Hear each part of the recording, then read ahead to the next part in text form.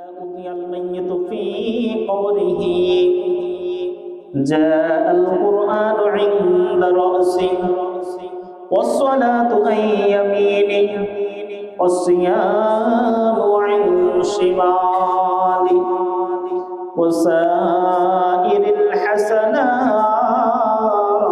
عند رجليه আল্লাহর নবী সাল্লাল্লাহু আলাইহি ওয়াসাল্লাম বলেন, কবরের ভিতরে যখন একজন মানুষকে রাখা হয়, ওই মানুষের তখন চতুর্পাশ থেকে আযাব আসতে থাকে। যদি সে নাফরমান হয়, এই নাফরমান কবরের চতুর্পাশ থেকে আযাব আসতে থাকে তার কবরের মধ্যে। কিন্তু কোন একজন মুসলমান ইমানদারকে যখন কবরের মধ্যে রাখা হয়, এই কবরের ভিতরে যখন মাথার কাছ থেকে আযাব আসতে থাকে, মাথার কাছে তার ব্যক্তি জীবনে যেই কোরআন তেলাওয়াত করেছিল, কোরআনের মুহাব্বত রেখেছিল, অন্তরের ভিতরে কোরআনের ভালোবাসা ছিল, কোরআনের প্রত্যেকটা লাইন লাইন সে হাত দিয়ে দিয়ে পড়েছিল, নিজের সন্তানদেরকে কোরআনের মুহাব্বতে কোরআন পড়িয়েছিল, পরিবারকে কোরআন পড়ার জন্য তাগিদ দিয়েছিল, কোরআন অনুমতে নিজের জীবনকে বাস্তবায়ন করেছিল, কোরআন দিয়ে নিজের জীবনটাকে সাজিয়ে নিয়েছিল। কোরআনের প্রতি ভালোবাসা ও মুহাব্বত থাকার কারণে মাথার কাছ থেকে যখন কোনো আযাব আসতে যায়, আল্লাহ তাআলা ওই কোরআনকে মাথার কাছে তার ঢাল স্বরূপ দাঁড় করায়া দেয়। দাঁড়িয়ে কি বলে যে আযাব এই দিক থেকে আসা যাবে না। কেন? যে আল্লাহর এই বান্দা কোরআন এত বেশি পড়েছিল, এত বেশি তেলাওয়াত করেছিল, এত বেশি মুহাব্বত করেছিল, আজকে সে বড় অসহায়, আমি তো তাকে একা করে দিতে পারি। দুনিয়াতে যখন আমি কোরআন ছাড়া তার অন্য ধরার বিভিন্ন রাস্তা ছিল, তখন সে কোরআনকে ছেড়ে দেয় নাই। যখন পড়ার মতো বিভিন্ন কিতাব ছিল, সেই কিতাবগুলোকে সে ছেড়ে দেয় নাই। সব বাদ দিয়ে আমি কোরআনকে পড়েছিলাম। আমি কোরআনের মুহাব্বতের কারণে আজকে আমি কোরআন থেকে ফেলে দিতে পারি না। সুতরাং মাথার কাছ থেকে আযাব আসার কোনো প্রকার কোনো সুযোগ নাই। আযাবের ফেরেশতা ঘুরে যাবে, ঘুরে তখন ডান দিক থেকে চলে আসবে। ডান দিক থেকে যখন আযাবের ফেরেশতা চলে আসবে, ওই ডান পাশে এসে দাঁড়িয়ে যাবে তার ব্যক্তি জীবনের নামাজ। কি বলেন? নামাজ দাঁড়িয়ে যাবে। ওয়াসসালাতু আন ইয়ামিনি, নামাজ তার ডান পাশে এসে দাঁড়িয়ে যাবে। আমার বান্দা জীবনে যে অবস্থার ভিতরে থাকুক না কেন, সর্বহালাতে সর্ব অবস্থার ভিতরে কোন শীতের মধ্যে নামাজ আদায় করেছে। আমার বান্দা নামাজকে এত পরিমাণ মুহাব্বত করেছে, এত পরিমাণ ভালোবেসেছে, হাজারো বিভিন্ন অনুষ্ঠানের ভিতরে গিয়েছে, বিভিন্ন বাজার ঘাটে শপিং করে আড্ডার মধ্যে ব্যস্ত থেকেছে। তারপরও যখন নামাজের সময় হয়েছে, বান্দা নামাজ থেকে গাফেল হয় নাই, নামাজকে নিজের জীবনের জন্য আপন বানিয়ে নিয়েছিল। আজকে আমার বান্দা মুসিবতের মধ্যে পড়ে যাবে, আমি আল্লাহ এটা বরদাস্ত করতে পারি না। আল্লাহ তখন থেকে হেফাজতের জন্য ঢাল স্বরূপ ওই নামাজকে ডান পাশে দাঁড়িয়ে দিবেন। বলেন সুবহানাল্লাহ। তাহলে মাথার কাছ থেকেও ঢাল পেলাম, ডান পাশেও যখন আমি নামাজের ঢাল পেলাম, তাহলে এখন আমার 3 নম্বর ডাল হয়ে আর 2 পাশ খালি, বাম পাশ ও পার কাছের 2টা দিক এখন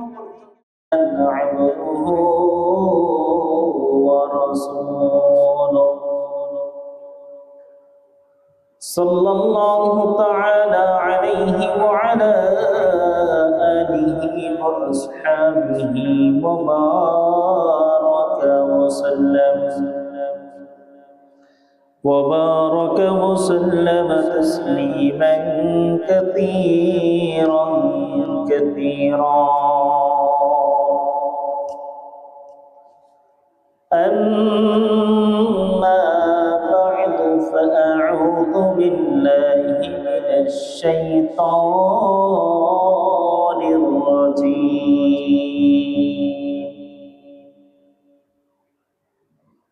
بسم الله الرحمن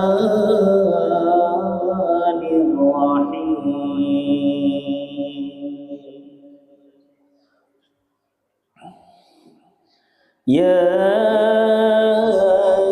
أيها الذين آمنوا كتب عليكم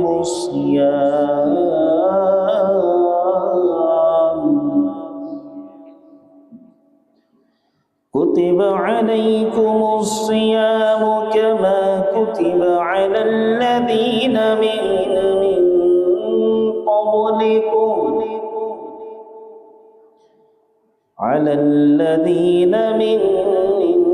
قبلكم لعلكم تتقون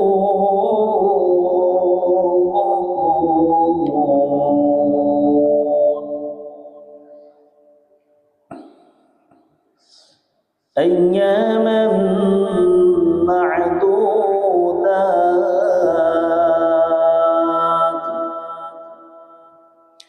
فمن كان منكم مريضا أو على سفر فعدة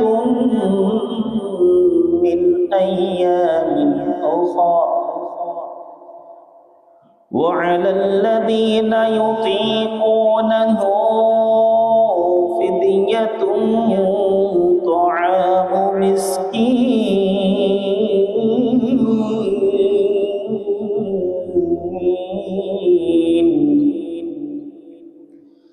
فمن تطوع خيرا فهو خير له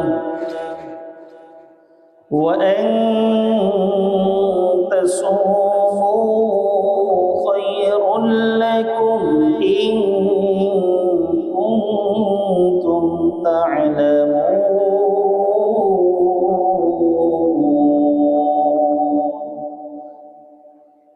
آمنت بالله صدق الله مولانا العظيم وصدق رسوله النبي الكريم ونحن على ذلك لمن الشاهدين والشاكرين والحمد لله رب العالمين زبان كل درود إبراهيم قولي اللهم صل على محمد وعلى آل محمد كما صليت على إبراهيم وعلى آل إبراهيم إنك حميد مجيد اللهم بارك على محمد وعلى آل محمد كما باركت على إبراهيم وعلى آل إبراهيم إنك حميد مجيد بلغ العلا بكماله كشف الدجى بجماله حسنت جميع خصاله صلوا عليه وآله الحمد لله মহান রব্বুল আলামিনের দরবারে অসংখ্য অগণিত শুকরিয়া যে রব্বুল আলামিন আমাদেরকে দুনিয়ার সমস্ত প্রকার সমস্যা থেকে হেফাজত করে পবিত্র জুমার দিনে আল্লাহ পাকের হুকুম পালনার্থে মসজিদে আসার ও বসার কিছু দিনই আলোচনা করার ও শোনার তৌফিক দান করেছেন। এই জন্য সেই রব্বুল কারীমের দরবারে দিল থেকে শুকরিয়া জ্ঞাপন করি আলহামদুলিল্লাহ। পবিত্র শাবান মাস শাবান মাসের ফজিলত সম্পর্কে আমরা অন্যান্য আলোচনার মাধ্যমে জেনেছি। শাবান মাসে আমরা ব্যক্তিগতভাবে যতটুকু পারছি ব্যক্তিগতভাবে ইবাদত বন্দেগী করছি। আসলে শাবান মাসকে বলা হয় পবিত্র রমজান মুবারকের দরওয়াজা। শাবান মাসকে কি বলা হয়? রমজানের দরওয়াজা। কারণ রমজানুল মুবারকের তালাটা শাবান মাসের মাধ্যমে খুলে যায়। আর শাবান মাস যখন চলে আসে, রজব ও শাবান যখন চলে আসে তখন আমরা এমনিতেই রমজানের একটা ঘ্রাণ উপভোগ করতে থাকি যে রমজানটা অতি কাছাকাছি। রজব যখন চলে যায়, শাবানের প্রস্তুতি, শাবান যেতে না যেতেই রমজানের ঘ্রাণ নিজেদের ভিতরে, জীবন পরিবর্তনের হাওয়া বাতাস নিজেদের ভিতরে আসতে। এই জন্য পবিত্র রমজান মাসে একজন মানুষ যদি নিজেকে পরিপূর্ণ শুধরাইতে চায় তাহলে তার প্রস্তুতি গ্রহণ করতে হবে রজব মাসের ভিতরে। রজব ও শাবান মাসে তার প্রস্তুতি গ্রহণ করতে হবে। শাবান যখন চলতে থাকে, শেষের দিকে চলে আসে, তখনও যদি একজন মানুষ নিজস্বভাবে পরিবর্তনের চিন্তা ভাবনা না করে তাহলে রমজান মাস তার জন্য পরিবর্তন আনাটা বড় কঠিন হয়ে যাবে। কোন একজন মানুষ যদি রজব ও শাবান মাসে অল্প অল্প পরিমাণে ইবাদত বন্দেগী করার একটা অভ্যাসকে বানিয়ে নেয়,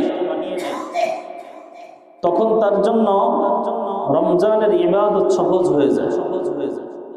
পক্ষান্তরে কোনো একজন মানুষ রজব ও শাবান মাসে যখন রোজা রাখতে রাখতে একটা অভ্যাসে পরিণত করে ফেলে যে দুই একদিন রোজা রাখে, আবার দুই একদিন ভেঙে ফেলে, একটা দুইটা করে রোজা রাখার একটা অভ্যাস করে ফেলে, তখন তার জন্য রমজানুল মুবারকের রোজা রাখাটা সহজ হয়ে যায়। রমজানের রোজা তার জন্য সহজ হয়ে যায়। তো মানুষের মধ্যে তো এমনও কেউ মানুষ রয়েছে যে মানুষগুলা তারা রমজানুল মুবারকের রোজার কথা যখন আসে তখন অনেকেই ভয় পেয়ে যায়। আছে না যে সারাদিন না খেয়ে থাকবো, কিভাবে থাকবো, আল্লাহ আমাদের প্রতি জুলুম করছে। আসলে ভাই সেটা নয়। আল্লাহ পাক রব্বুল আলামিন শুধু আমাদের উপরে যে রোজা ফরজ করছে সেটা নয়। তেলাওয়াতকৃত আয়াতের মধ্যে রব্বুল আলামিন বলেন যে রোজা শুধু তোমাদের উপরেই ফরজ নাই, পূর্ববর্তী নবীর উম্মতের উপরেও রোজা ফরজ ছিল। তবে তাদের নিয়ম ও সময়টা ভিন্ন ছিল। এক এক নবীর জামানায় এক এক রকম পদ্ধতি, এক এক রকম নিয়ম, সময় ভিন্ন ভাবে ছিল। কিন্তু আখিরি নবীর উম্মতকে আল্লাহ তাআলা নির্দিষ্ট একটা সময় দিয়ে দিলেন, নির্দিষ্ট একটা মাস দিয়ে দিলেন। ভালোবেসে শুধু মাসটা নয়, রব্বুল আলামিন ঘোষণা করে জানিয়ে দিলেন যে কোন ব্যক্তি যদি রোজা রাখে, রোজাদারের প্রতিদান দুনিয়ার কোন মানুষ তাকে দিবে না। রোজাদারের প্রতিদান আমি আল্লাহ নিজেই তাকে দান করব। সুবহানাল্লাহ। রোজার প্রতিদান দিবেন কে? আল্লাহ নিজে। সুতরাং এখন যদি আমি আপনি রমজানের রোজার জন্য প্রস্তুতি গ্রহণ না করি, আর তো বেশি দিন বাকি নেই। লাইলাতুন নিসফে মিন শাবান হয়ে গেছে মানে এখন শুধু দিন রাত যেতেই থাকবে। রমজান খুবই কাছাকাছি। এই জন্য ভাইরা আমার, পরিবর্তনের সময়, জীবনকে সাজানোর সময় এখন আমার সব থেকে গুরুত্বপূর্ণ যে কথাটা সেটা হলো রোজা আল্লাহ তাআলা এমন একটা ইবাদত, যে ইবাদতের মাধ্যমে কবরের ভিতরে একজন মানুষ যখন অসহায় হয়ে যায়, অসহায় মানুষের ঢাল স্বরূপ আল্লাহ তাআলা এই রোজাকে দাঁড় করিয়ে দিবেন। বলেন সুবহানাল্লাহ। যেই জায়গায় আমার আপন বলতে কেউ থাকবে না, আত্মীয় স্বজন সহযোগিতা করার জন্য কেউ থাকবে না, ওই জায়গায় থাকবে কে? আমার রোজা। আমার রোজা আমার সহযোগিতা করবে।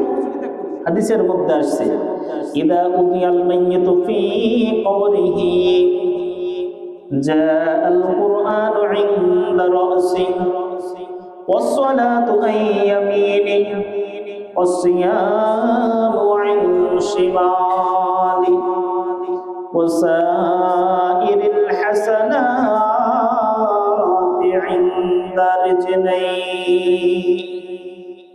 আল্লাহর নবী সাল্লাল্লাহু আলাইহি ওয়াসাল্লাম বলেন, কবরের ভিতরে যখন একজন মানুষকে রাখা হয়, ওই মানুষের তখন চতুর্পাশ থেকে আযাব আসতে থাকে। যদি সে নাফরমান হয়, এই নাফরমান কবরের চতুর্পাশ থেকে আযাব আসতে থাকে তার কবরের মধ্যে। কিন্তু কোন একজন মুসলমান ইমানদারকে যখন কবরের মধ্যে রাখা হয়, এই কবরের ভিতরে যখন মাথার কাছ থেকে আযাব আসতে থাকে, মাথার কাছে তার ব্যক্তি জীবনে যেই কোরআন তেলাওয়াত করেছিল, কোরআনের মহব্বত রেখেছিল, অন্তরের ভিতরে কোরআনের ভালোবাসা ছিল, কোরআনের প্রত্যেকটা লাইন লাইন সে হাত দিয়ে দিয়ে পড়েছিল, নিজের সন্তানদেরকে কোরআনের মহব্বতে কোরআন পড়িয়েছিল, পরিবারকে কোরআন পড়ার জন্য তাগিদ দিয়েছিল, কোরআন অনুমতে নিজের জীবনকে বাস্তবায়ন করেছিল, কোরআন দিয়ে নিজের জীবনটাকে সাজিয়ে নিয়েছিল। কোরআনের প্রতি ভালোবাসা ও মুহাব্বত থাকার কারণে মাথার কাছ থেকে যখন কোনো আযাব আসতে যায়, আল্লাহ তাআলা ওই কোরআনকে মাথার কাছে তার ঢাল স্বরূপ দাঁড় করায়া দেয়। দাঁড়িয়ে কি বলে যে আযাব এই দিক থেকে আসা যাবে না। কেন? যে আল্লাহর এই বান্দা কোরআন এত বেশি পড়েছিল, এত বেশি তেলাওয়াত করেছিল, এত বেশি মুহাব্বত করেছিল, আজকে সে বড় অসহায়, আমি তো তাকে একা করে দিতে পারি। দুনিয়াতে যখন আমি কোরআন ছাড়া তার অন্য ধরার বিভিন্ন রাস্তা ছিল, তখন সে কোরআনকে ছেড়ে দেয় নাই। যখন পড়ার মতো বিভিন্ন কিতাব ছিল, সেই কিতাবগুলোকে সে ছেড়ে দেয় নাই। সব বাদ দিয়ে আমি কোরআনকে পড়েছিলাম। আমি কোরআনের মুহাব্বতের কারণে আজকে আমি কোরআন থেকে ফেলে দিতে পারি না। সুতরাং মাথার কাছ থেকে আযাব আসার কোনো প্রকারের কোনো সুযোগ না। আযাবের ফেরেশতা ঘুরে যাবে, ঘুরে তখন ডান দিক থেকে চলে আসবে।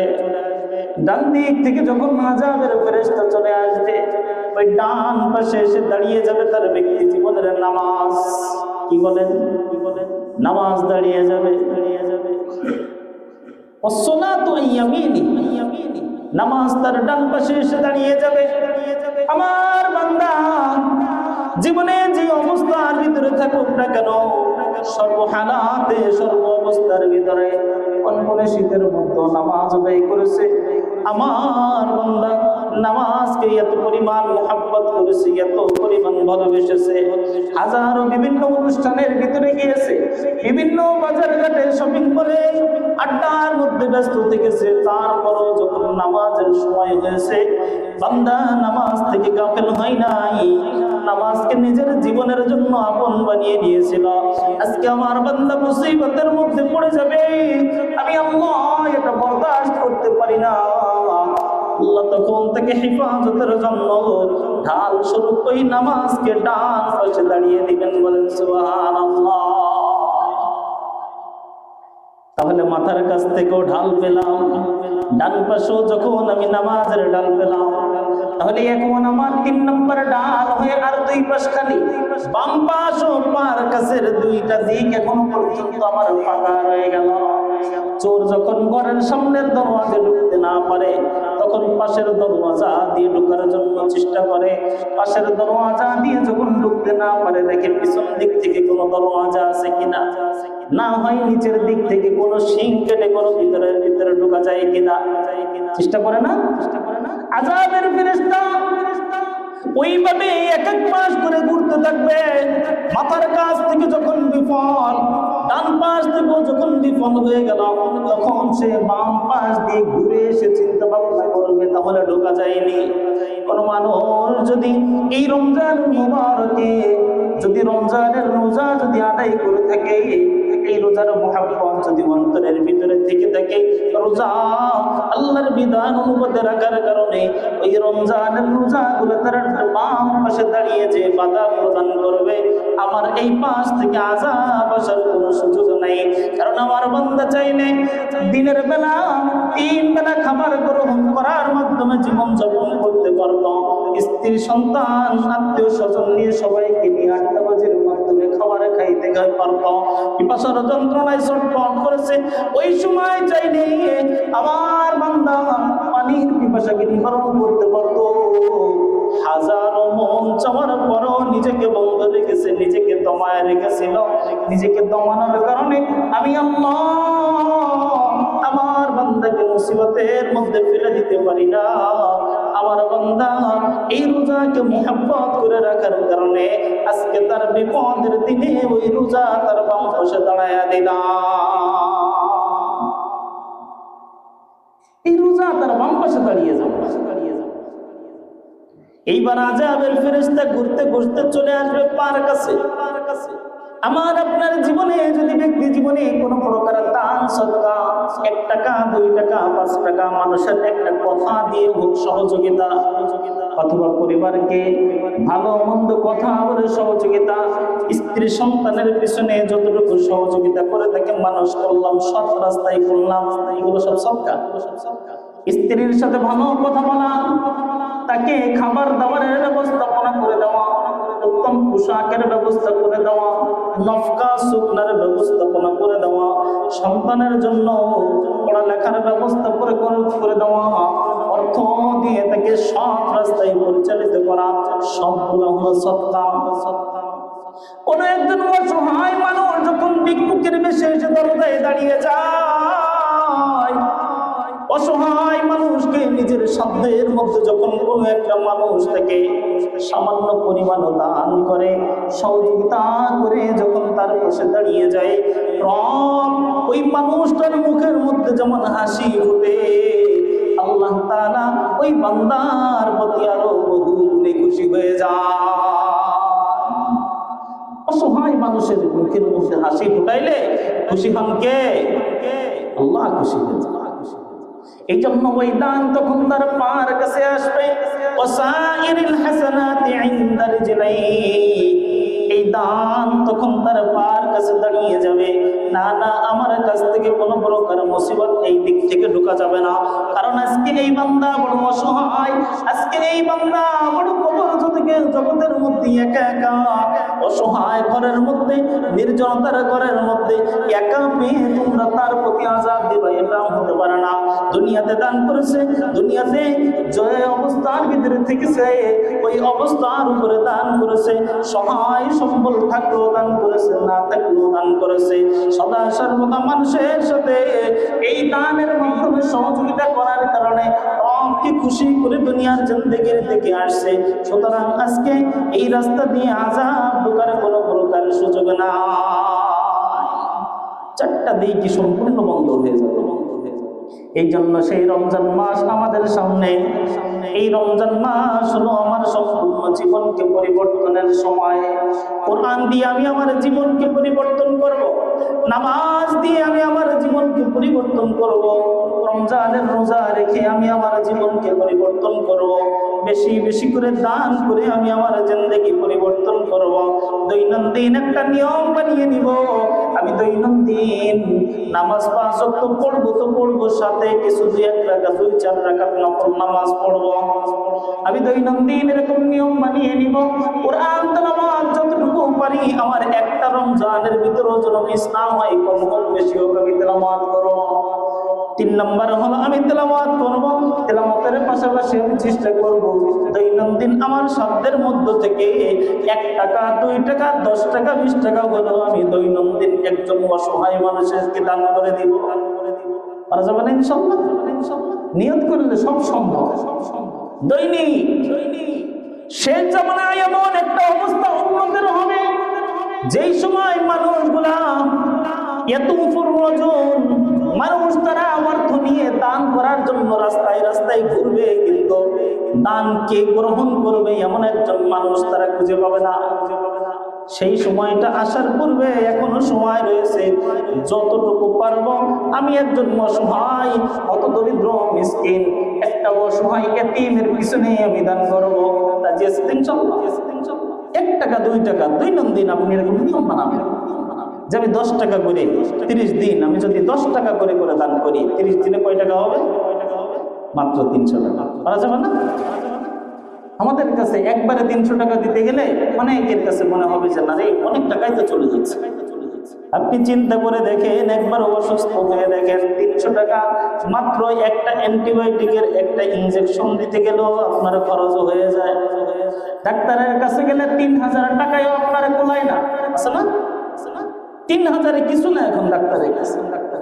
এই জন্য মুসলমান ভাইরা আমার, রব্বুল আলামিন কুরআনুল কারীমে শুধুমাত্র প্রস্তুতিমূলক আমি আপনাদের সামনে শুধু কোরআনের আয়াতের তরজমা করব। আল্লাহ বলেন, ইয়া আইয়ুহাল্লাযীনা আমানু, হে ঈমানদারগণ। রব্বুল আলামিন কুরআনুল কারীমে মুফাসসিরিনগণ বলেন, যত জায়গার মধ্যে রব্বুল আলামিন ইয়া আইয়ুহাল্লাযীনা আমানু, ইয়া আইয়ুহাল্লাযীনা আমানু, ইয়া আইয়ুহাল্লাযীনা আমানু বলে ডাক দিয়েছেন, ওই জায়গার মধ্যে আল্লাহ তাআলা হয় তার মুমিন বান্দাদেরকে আদেশ করেছেন, না হয় কোনো বিষয়ে তিনি নিষেধ করেছেন, না হয় কোনো বিষয়ে তিনি ওসিয়ত করেছেন। এই জন্য আল্লাহ কি বলে দেখেন, আল্লাহ বলেন, ইয়া আইয়ুহাল্লাযীনা আমানু, হে ঈমানদারগণ, কুতিবা আলাইকুমুস সিয়াম। আল্লাহর পক্ষ থেকে আল্লাহ জানায়া দিচ্ছেন, আদেশের মাধ্যমে জানায়া দেন, কুতিবা আলাইকুমুস সিয়াম, তোমাদের উপরে রমজানের রোজাকে ফরজ করা হয়েছে। কোন রোজা? জোরে বলেন, কোন রোজা? রমজানের রোজাকে ফরজ করা হয়েছে। এইটা বলার পর রব্বুল আলামিন আরো জানায়া দেন, বান্দারা যাতে ভয় না পায়, এই জন্য আল্লাহ তাআলা আরো জানায়া দেন, কামা কুতিবা আলাল্লাযীনা মিন ক্বাবলিকুম, আরে বান্দা তুমি ভয় পেও না যে আমি আল্লাহ তোমার উপরে রমজানের রোজাকে ফরজ করেছি। শুধু তোমার উপরে নয়, আমি আল্লাহ পূর্ববর্তী নবীদের উম্মতের উপরেও আমি রোজাকে ফরজ করেছিলাম। পূর্বের নবীর উম্মতেরাও তারা রোজা ছিল। সুতরাং ভয়ের কোনো কারণ নাই। আরে কেনই আমি ফরজ করলাম, কেন তোমাকে রোজা থাকার জন্য এত আমি কঠোর নির্দেশ দিলাম, কেন এত কঠোর নির্দেশ দিলাম? রব্বুল আলামিন বলেন, ওরে বান্দা, লাআল্লাকুম তাত্তাকুন, যাতে করে তোমরা মুত্তাকি হইতে পারো, এই জন্য আমি রমজানের রোজাকে ফরজ করেছি। বুঝলে বলবেন, রমজানের রোজা আল্লাহ কেন ফরজ করেছেন? মুত্তাকি হওয়ার জন্য। কিসের জন্য? জোরে বলেন, কিসের জন্য? মুত্তাকি হওয়ার জন্য আল্লাহ তাআলা রমজানের রোজাকে ফরজ করেছেন। রমজানের রোজা তাকওয়াওয়ালা হওয়ার জন্য, মুত্তাকি হওয়ার জন্য আল্লাহ রোজাকে ফরজ করেছে। তো শুধুমাত্র এটা তো আমাদের জন্যই আল্লাহ করছে। আল্লাহ বলেন, লাআল্লাকুম তাত্তাকুন, ওরে বান্দা, যাতে করে তুমি মুত্তাকি হইতে পারো। আর মুত্তাকির পরিণতি, ফল হলো মুত্তাকির শেষ পরিণতি কি? মুত্তাকি একজন মানুষ যখন দুনিয়ার জমিন থেকে মারা যায়, তার মরণটা সহজ হয়ে যায়। মুত্তাকি একজন মানুষ যখন কবরের ভিতরে যায়, কবরের ভিতরে সওজা তার জন্য সহজ হয়ে যায়। 3 প্রশ্নের উত্তর তার জন্য সহজ হয়ে যায়। কবরের ভিতরে 3 প্রশ্নের উত্তর যখন দিতে পারে, এই মুত্তাকির জন্য কবরটা জান্নাতে পরিণত করে দেন কে? আল্লাহ পরিণত করে দেন কবর। শুধু তাই নাই, মুত্তাকি যেই দিন কবর থেকে উঠবে, খুব খেয়াল করে শুনবেন, একজন মুত্তাকি বান্দা যখন কবরের ভিতর থেকে যেদিন হাসরের মাঠ কায়েম হয়ে যাবে, ওই দিন উঠবে, রব্বুল আলামিন এই নাজরে আমত শুধু কবর পর্যন্ত দিয়েছে তাই নাই, একজন মুত্তাকি যখন কবর থেকে হাসরের মাঠে উঠবে, এই ব্যক্তি ডাক দিয়ে বলবে, কে আমাকে ঘুম থেকে জাগায়া দিল? আমি তো কেমন যেন এই মাত্র ঘুমাইলাম। সুবহানাল্লাহ, আমি তো কেমন যেন এই মাত্র ঘুমাইলাম। আমাকে ঘুম থেকে জাগায়া দিল গো? কে আমাকে ঘুম থেকে জাগায়া দিল? শুধু তাই নাই, রব্বুল আলামিন মুত্তাকি বান্দাকে হাসরের কঠিন ময়দানে যখন একজন মানুষ পাগল করা হয়ে যাবে, টেনশনে বিভোর হয়ে নফসি নফসি করে যখন চিৎকার করতে থাকবে, মুত্তাকি বান্দার জন্য রব্বুল আলামিন ওই দিন সম্পূর্ণ নির্ভয়ে চলার ফয়সালা করে দিবেন। বলেন সুবহানাল্লাহ। তাহলে রমজানের রোজা আমাদেরকে কি বানাবে? জোরে বলেন। মুত্তাকি কি বানাবে? কি বানাবে? আরো জোরে। তাকওয়াওয়ালা বানাবে, মুত্তাকি বানাবে। আল্লাহর ভয় করনেওয়ালা একজন মানুষ বানাবে। যে ব্যক্তি রমজানের রোজা রাখবে ওই ব্যক্তি পরিপূর্ণ মুত্তাকি হয়ে যাবে। আল্লাহর ভয়ে যেই ব্যক্তি রোজা রাখবে ওই ব্যক্তির পরিচয় হবে একজন খাঁটি মুমিন মুত্তাকি। তার পরিচয় কি? মুমিন মুত্তাকি হতে চাই কি চাই না? এই মুমিন বান্দা যখন হাসরের কঠিন ময়দানে উঠলো, আল্লাহ পেরেশান মুক্ত বানায় দিবেন। শুধু তাই নাই, শেষ করে দিচ্ছে। শুধু তাই নয়, ওই বান্দাকে রব্বুল আলামিন যখন সে পেরেশান মুক্ত হয়ে যাবে, আমলনামা যখন ওজন করার সময় চলে আসবে, রব্বুল আলামিন যখন মানুষের আমলনামা তার হাতের মধ্যে দিয়ে দিবেন, রব্বুল আলামিন এই মুত্তাকি বান্দার আমলনামা ডান হাতে দিয়ে দিবেন। বলেন সুবহানাল্লাহ। শুধু তাই নয় রে মুসলমান, রব্বুল আলামিন আমলনামা ডান হাতে দেওয়ার পরে শুধু ক্ষান্ত নয়, ওই আমলনামা যখন ওজন করা হবে, বান্দার আমলনামা ওজন করার সময় আল্লাহ নেকির পাল্লাটা সম্পূর্ণ ভারী বানায় দিবেন। বলেন সুবহানাল্লাহ। সর্বশেষ রব্বুল আলামিন মুত্তাকি বান্দার জন্য ঘোষণা করে ডাক দিয়ে বলবেন, ওরে আমার বান্দা, দুনিয়াতে তুমি আমার জন্য ত্যাগ স্বীকার করেছিলে, তুমি আমার জন্য তুমি দুনিয়ার সমস্ত খায়সাতকে তুমি বিসর্জন দিয়েছিলে, মনের মধ্যে তোমার কত না কি চেয়েছিল, তারপরও তুমি আমার জন্য এত বিসর্জন দেওয়ার কারণে আমি তোমার শেষ ঠিকানা ঘোষণা করে দিলাম। চলে যাও, সিরাতের পুলের কাছে যখন চলে যাইবে, মুত্তাকি বান্দা বিজলির গতির চাইতে দ্রুত গতিতে পুল সিরাত পার হয়ে যাবে। এখন বলেন, পুল সিরাত যদি বিজলির গতিতে পার হয়ে যায়, তার ঠিকানা জান্নাত না জাহান্নাম?